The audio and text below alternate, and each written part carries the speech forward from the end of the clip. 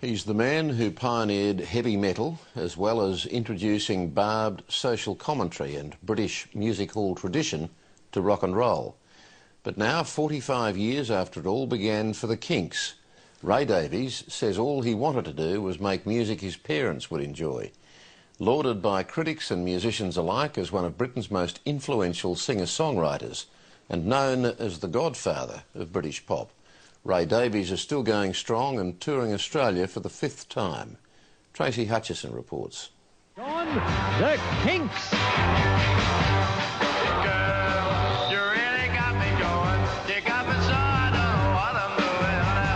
It was the song that launched the Kinks and a teenager called Ray Davies back in 1964.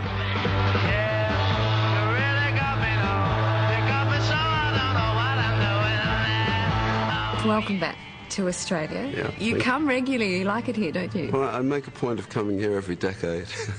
That first tour of Australia was in 1965, straight off the back of the first #1 hit. I remember that tour. We had a big #1, and the second record was #1 or #2, and we released a song called Tired of Waiting as we left for Australia. And by the time we got here, it went to #1, so it was really quick.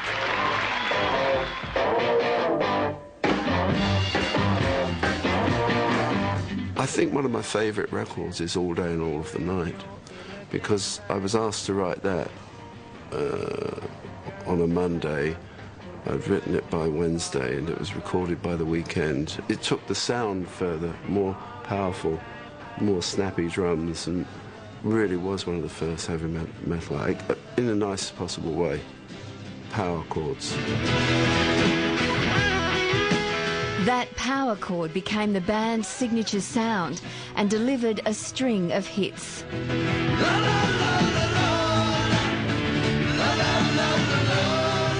The Kinks, I think, a lot of our records were done in the spirit of a bunch of guys just getting together, making records for the fun of it, and in a kind of amateur way, in the best possible sense. And that's why I think the Kinks' legacy is so strong. It's a legacy of a golden era of British music. It was such an explosive time, though, for music. You know, you were part of an era that people were actually making new things. Do you feel that when you look back on that time? No, I must disappoint you. I'm one of the few people, you know, when I was 16, 17 years old, I was trying to make music my parents would like.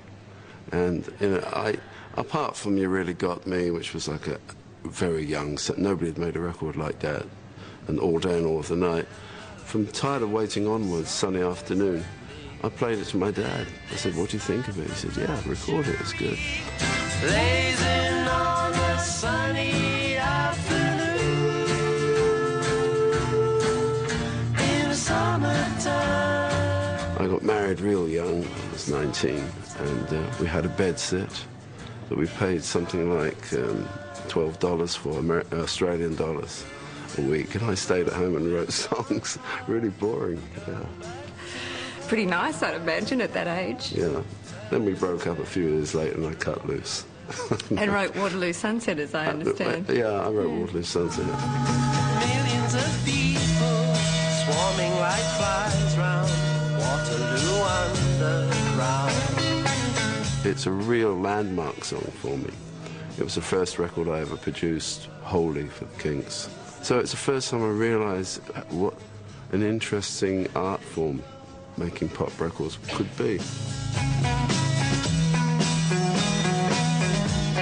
In the song, I'm the observer. I'm the person watching two people that have what I can never have. And when you say that you hope they have something that you could never have, what do you mean by that? I think it's the idealism, possibly, of what the perfect, you know, life would be. But I didn't choose that, and I've no regrets about what I'd like a more stable life, but it hasn't worked out that way for me. Speaking about those sorts of things, I mean, do you have much to do with I guess one of the more famous relationships that you've had, Chrissie Hynde? I don't talk to her directly. But we had a child together, and she's 20-something now, and we communicate through her. This time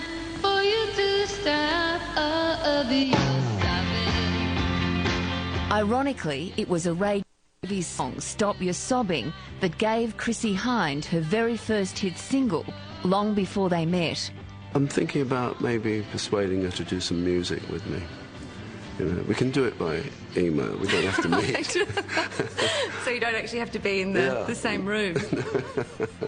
But yeah, I remember. I don't know whether she came on tour with me when I toured Australia, or I was here when she was here. I forget which. But it was some terrible times and some wonderful times. So much of your writing has been about observing the human condition in an ironic, sometimes satirical, sometimes cynical kind of way. Often. Yeah. It didn't start that way.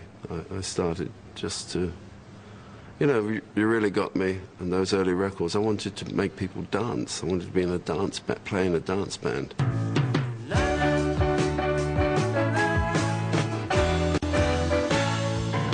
You introduced me to strict vegetarianism, the concept of a nuclear war, and cross-dressing men and women in 2 songs, Lola and Ape Man. I didn't do a bad job, and did I? thank you. Well, you mean Ape Man? I think I'm sophisticated.